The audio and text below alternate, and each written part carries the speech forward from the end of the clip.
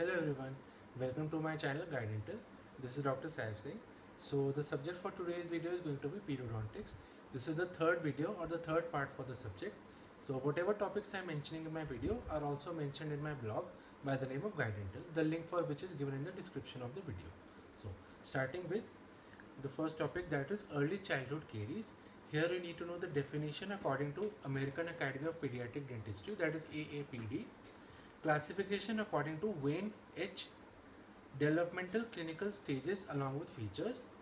Primary etiological factors study under dental plaque. Mutant streptococci. Only study the transmission of mutant streptococci. That's it. And infant feeding patterns. Frequency of consumption of sugars. Oral clearance of carbohydrates. Fluorides.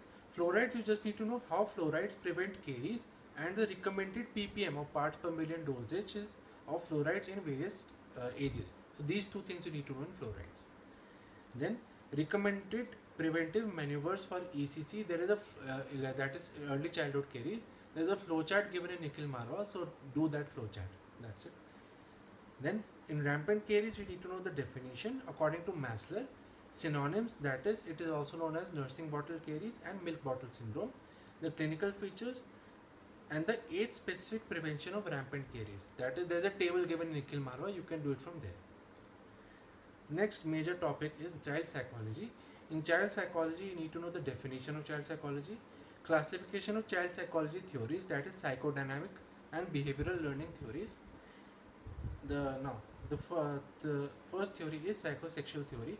Here you need to know the triad of human mind, that is conscious, pre-conscious and subconscious mind. Psychic triad, that is id, ego and superego.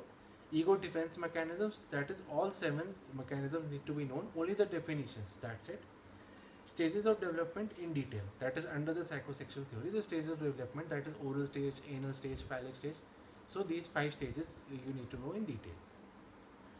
Next theory is classical conditioning theory. Here you need to know the concept of conditioned and unconditioned response. Principles involved, that is acquisition, generalization, extinction and discrimination, the definitions and the dental applications of the theory.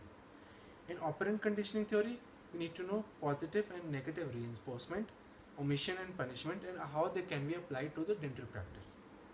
In cognitive theory, you need to know the concept of assimilation, accommodation, equilibration. The developmental stages in cognitive theory, you need to know the age, that is what stage is relevant for which age group, and the dental applications on the stage of development. The dental applications are very important. And only 2 or 3 points under the merits and demerits of the theory. Next theory is psychosocial theory. Here you need to know the 8 stages of development, the psychological features in brief, and the dental applications have to be studied in detail, and any 2 or 3 points on the merits and demerits of the theory. Now, in the hierarchy of needs, you need to know the concept of self-actualization in brief, hierarchy of needs pyramid, and the merits and demerits of the theory, only 2 to 3 points in each, that's it. Next is the social learning theory. Here we need to know the concept of antecedent determinants, consequent determinants, modeling and self-regulation, that's it, and how they can be applied to dental practice. In anxiety and fear, here you need to know the definition and difference between the two, the causes, types of fear, dental applications of the two, along with management, that is anxiety and fear, both of them. Next major topic is development of dentition or occlusion. Here you need to know the periods of dental or occlusal development, only the names and the approximate ages. In spacing, you need to know the concept of primate and physiological spacing, advantages and disadvantages of spaced and non-spaced primary dentition. In primary molar relationship, you need to know the flush terminal plane, mesial step and distal step in detail along with diagrams. Very frequently asked in your exams. So this you need to know in detail along with diagrams. Primary canine relationship, class 1, 2 and 3, you just learn it one line for Viva, that's it. In phases of mixed dentition, you need to know the approximate age and the specific teeth erupting and shedding in each phase. Coming to first transitional period, here you need to know about early mesial shift, late mesial shift, leeway space of Mans, incisal liability and intercanine arch size increase. So these things you need to know in detail. Next is self-correcting anomalies. Here you need to know the definition, names. An ugly duckling stage of broadband phenomenon has to be studied in detail. This you can study from ortho also. Ortho and pedo, orthodontics and pedo, it's the same thing. And you need to, lastly, you need to know about the Andrews 6 keys of occlusion. So that you need to know in detail with diagrams if relevant diagrams are there. So this is very frequently asked as a separate short note. So the next topic or the last major topic in pedodontics is behavior and behavior management. Here you need to know the definition of behavior, effect of mothers or primary caregivers' behavior on the child's behavior. There is a flowchart or a table given in most of the books, so you can study that flowchart. That's it. Then you need to know the effect of dentist behavior on the child's behavior. Here you have to study it under appearance of dental office, personality and self-control of the dentist. Next is classification of child's behavior in dental office. The Frankel's classification is the most important and should be studied in detail. But you also need to know about the Pinkham's classification and a Wright classification. But Frankel's classification is very, very important.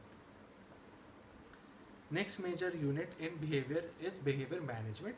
Here you need to know the definition of behavior management according to Wright in 1975 and the definitions of behavior shaping and behavior modification. Classification of behavior management you need to study in detail. You need to know in detail, sorry.